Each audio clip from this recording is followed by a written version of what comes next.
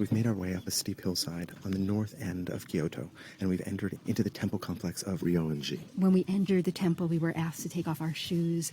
We're in a spiritual space, but also one that tourists are making their way through. And the complex consists of many temples and shrines and places of meditation for the monks who lived here. But this is specifically a place related to Zen Buddhism. And the most famous place within is the rock garden, and that's where we're standing now. You can see the garden as a distillation of the ideas of Zen Buddhism and of the highly refined sense of Japanese aesthetics. This is such a refined space. We see an enclosed courtyard filled with light gray stones with a series of moss islands from which rocks protrude. When we think of a garden, we think of flowers. We might think of a water feature, the informality of an English garden, the rigid geometry of a French garden. But a Zen garden is to encourage meditation. In fact, the word Zen means meditation. The central idea of Buddhism is cultivating oneself, of reaching enlightenment. A garden is an attempt to cultivate nature, to bring out its essential qualities. For Buddha, the world was a place of suffering, and desire was the cause of suffering. The goal is to transcend that suffering, to transcend the cycle of rebirth, of samsara. And in Zen Buddhism, the path is sudden enlightenment that comes through meditation. Nature is looked at carefully.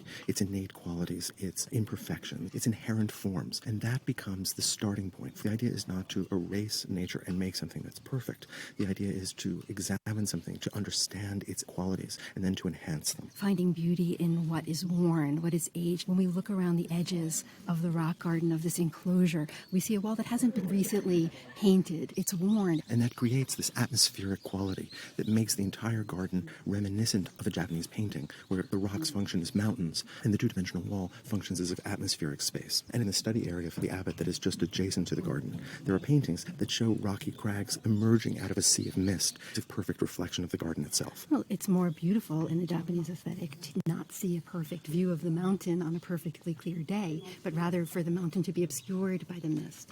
There's an opening for interpretation, for the suggestive, for surprise, for things that are half there, half hidden.